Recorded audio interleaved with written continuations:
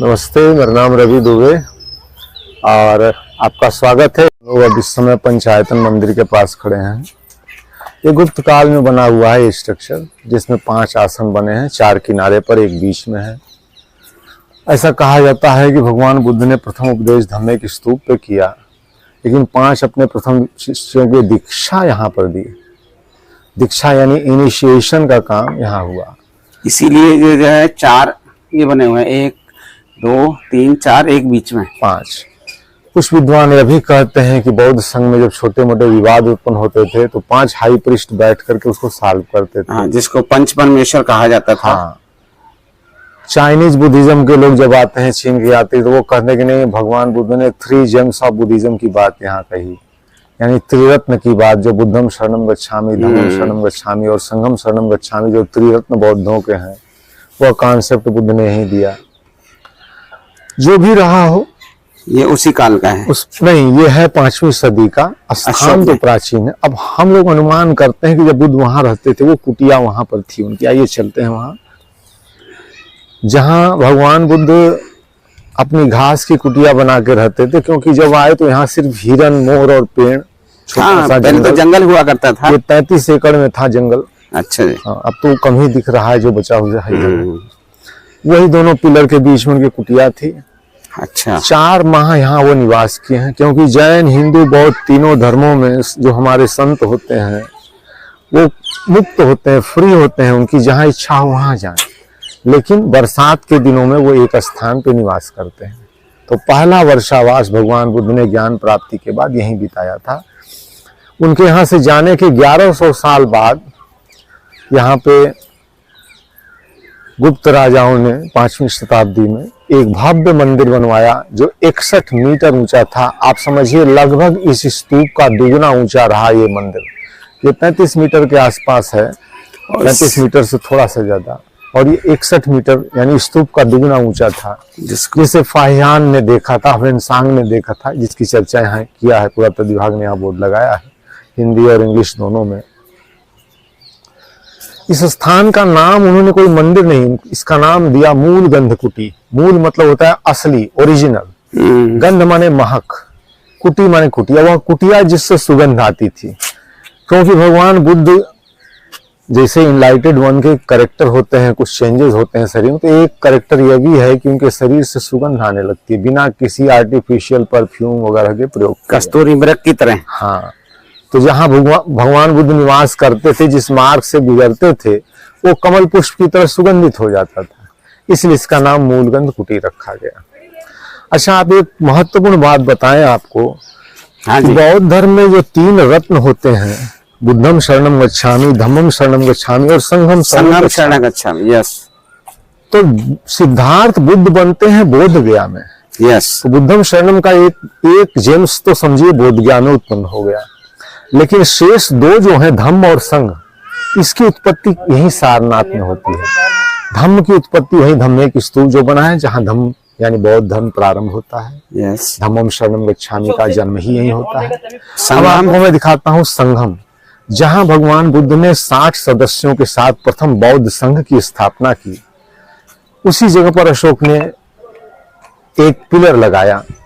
उस पिलर पर 3 अभिलेख हैं, एक अशोक का, एक कुषाणु काल के अश्वघोष का, और लास्ट वाला है गुप्त काल का, 5वीं सदी का। अच्छा। तीनों की भाषा पाली है, तीनों की लिपि ब्राह्मी लिपि है। ये स्थान है, ये 15.25 मीटर का एक ही पत्थर का एक स्तंभ था, जो 7 टुकड़ों में पड़ा हुआ है टूट के। यहाँ पे ये ऊपर का तो पुरातत्व विभाग बना दिया है इसको संरक्षित करने के लिए, कोई मॉन्यूमेंट नहीं है, इसको संरक्षित। आइए, ओरिजिनल है। हाँ, आगे से आप अशोक के अभिलेख को देखिए।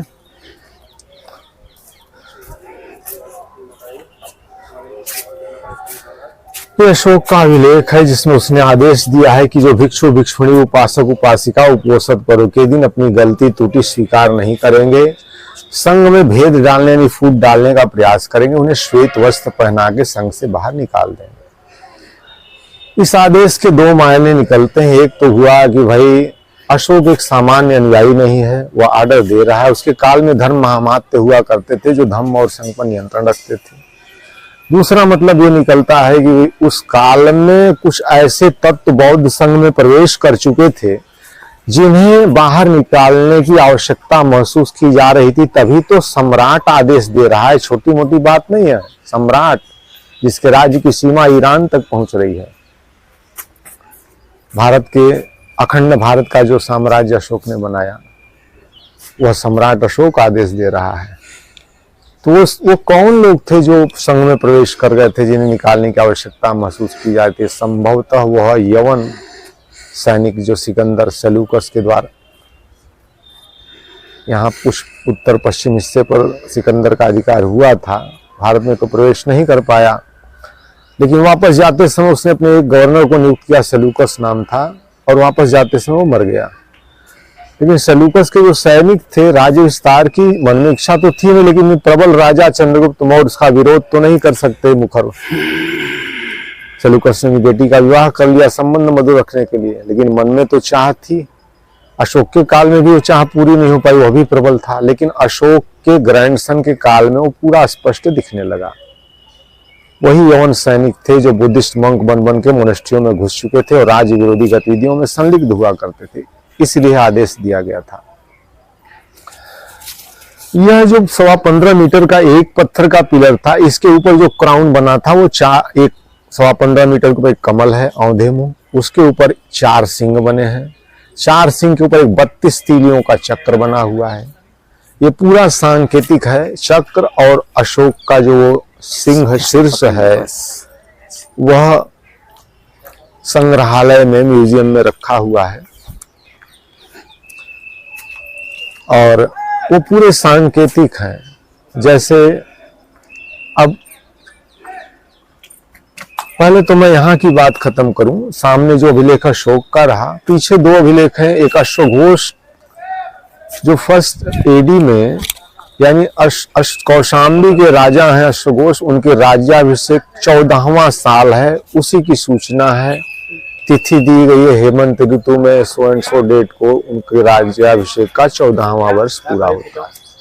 और उसके नीचे गुप्तकालीन जो लेख है उसमें तो एक संत का नाम लिखा है जो सर्वास्तिवादी, यानी हीनयान शाखा में एक सर्वास्तिवादी समूह था जिनका वर्चस्व सारनाथ में था, उसका नाम लिखा है। उसे इंटेंसली किसी ने रगड़ के मिटाया भी है।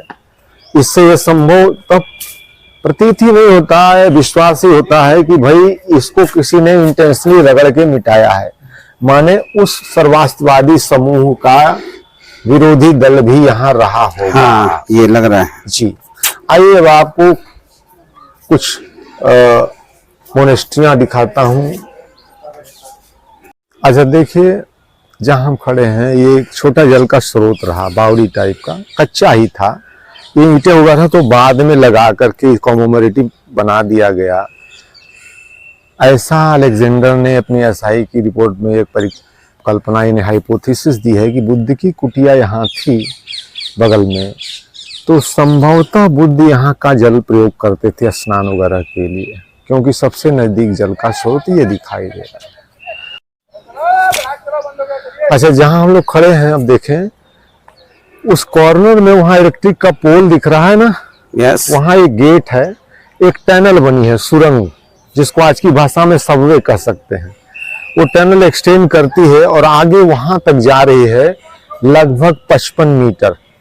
अच्छा, तो यहाँ पे जो मोनेस्ट्रियां थी, डबल स्टोरी ट्रिपल स्टोरी, अलग अलग काल की, जो नींव के नीचे है वहाँ शुंग काल का है, उसके बाद इधर आते हैं तो कुषाण कालीन। ये सबसे लास्ट में डोनेशन हुआ था कुमार देवी का धमचक जिन विहार है। अब ये टनल जो है इंटरकनेक्ट करता था मोनेस्ट्रियों को। इस बरसात के दिनों में इसी रास्ते से वो जाते आते थे, पानी बरस रहा कोई, जैसे वो 2 पिलर देख रहे हैं। हाँ, यस, उस पिलर के नॉर्थ साइड में देखिए तो यहाँ एक ग्राउंड फ्लोर की मोनेस्ट्री बनी हुई है ना, ये नीचे तरफ में ये ग्राउंड फ्लोर है, ये भी डबल स्टोरी थी। अच्छा, ये पिलर जो वो लगाते थे तो वो कपल में लगाते, तो सिंगल पिलर नहीं देते थे। जैसे 2 पिलर है, फिर एक कपल इसके आगे, फिर यहाँ, ऐसे। इस पिलर के ऊपर इनका हॉल था फर्स्ट फ्लोर पे, जिसमें उनकी मीटिंग वगैरह होती थी।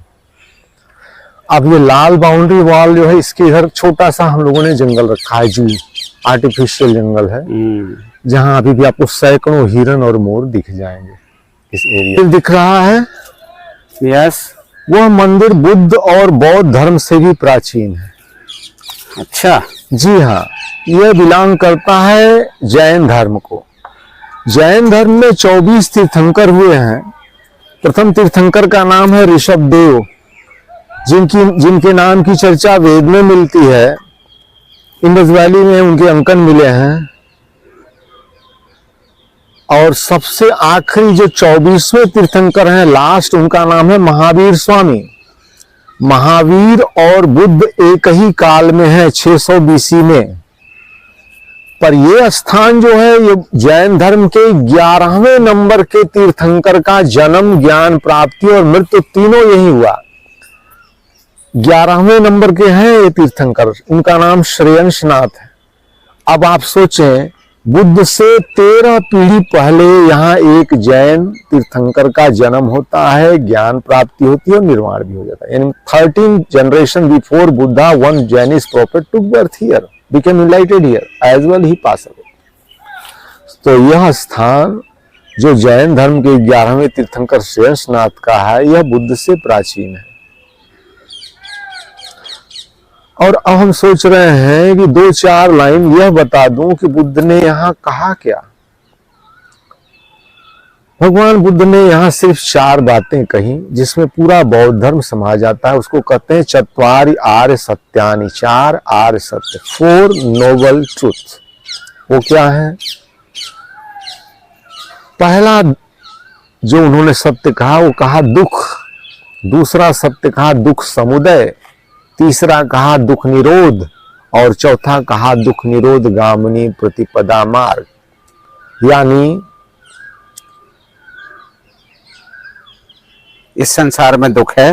बुद्ध ने कहा सर्वम दुखम, संसार दुख में है, दुख का कारण है। तो फिर दुख निरोध में दुख समुदय, तो कहा कि दुखों के कारण है, बिना कारण के कुछ नहीं होता। तो फिर कारण पता चल गए तो उन्हें रोक दिया जाएगा, इसी को दुख निरोध कहते हैं। असंभव नहीं है रोकना, यह रुक जाएगा, यह भी सत्य है। और चौथा उन्होंने कहा कैसे रोका जाएगा, उसके लिए 8 फोल्ड पाथ की बात करते हैं। इसको थोड़ा सा और बढ़ा के बता देता हूं। दुख तो बहुत किस्म के हैं, जैसे बीमार होना, धनहीन होना, प्रिय का बिछुड़ना, अप्रिय का मिलना, शरीर में व्याधि होना, बूढ़ा होना, मरना, बहुत से दुख। लेकिन जो सार्वभौमिक सत्य है, जो पूरी दुनिया में एक ध्रुव सत्य के रूप में दुख है, उसको उन्होंने कहा जरा मरण। जरा यानी पुराना होना, मरण यानी समाप्त होना। इस जरा का मतलब पुराना और मरण माने समाप्त। यानी संसार में सब कुछ पुराना होता है और समाप्त हो जाता है। ये सबसे बड़ा दुख है। अब इस जरा मरण के कारण क्या है, यानी दुख समुदय, इसके कारण उन्होंने 12 बताए। वो 12 कारण गिन लीजिए, उसकी व्याख्या करूंगा तो बहुत समय लग जाएगा, फीस भी बढ़ जाएगी, बस गिनती गिना दे रहा हूं। जरा मरण के 12 कारण में कहते हैं, पहला कारण जाति, भाव, उपादान, तृष्णा, वेदना, स्पर्श, खडायतन, नाम रूप। नाम रूप के बाद आता है विज्ञान, विज्ञान के बाद आता है अविद्या। ये 12 कारण जो बताए हैं उन्होंने, ये एक दूसरे से रिलेटेड हैं। इसके कारण ये, इसके कारण ये, इसके कारण ये। अब कारण पता गया, यानी इस तृष्णा, वेदना, उपादान, विज्ञान, अविद्या, नाम रूप, खंडात्मक वेदिका मोनोलिथिक रेलिंग, एक ही पत्थर का ये बना हुआ है, इसमें कोई जोड़ नहीं है। इसको देखिए आप, ये एक ही अशोक के काल की है, जो धर्मराजी का स्तूप यानी जहां से रिलिक मिली है, उसके ऊपर शिखर पर ये लगी हुई थी, और बीच में वो डोम जिस पे हर्मिका बनी हुई थी। खुदाई में यहाँ गिरी मिली तो पुरातत्ववेत्ताओं ने मंदिर की ही दीवार को काट के ग्लास लगा दिया कि लोग देखें, इसका स्थान यहाँ पे नहीं था। और यहाँ खुदाई में काफी राख मिली है, जिससे होता कोई फायर एक्यूज भी हुआ होगा इस क्षेत्र में।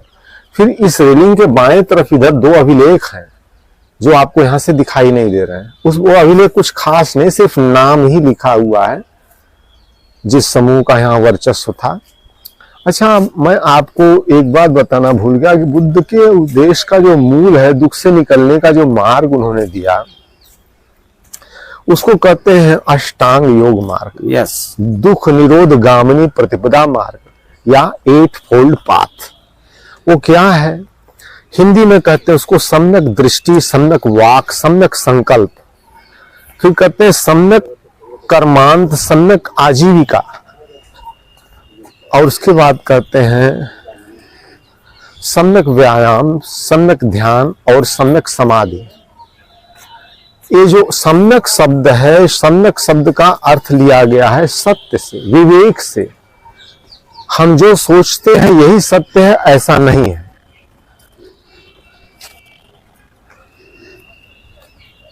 तो हमें सत्य पर आधारित चिंतन करना, हिंसा नहीं करनी है। हमारी आजीविका जो हो सत्य पर आधारित हो, किसी से लूटा छीना चोरी का नहीं हो। और जो वचन बुद्ध ने दिए हैं उस सम्यक स्मृति के तहत उसका स्मरण रखना है हमें हमेशा। और ध्यान की पद्धतियों पर आधारित है, नित्य ध्यान करना है। तो इन 8 में से 7 को आपको साधनारत करना है, 8वां आपको स्वतः प्राप्त होगा।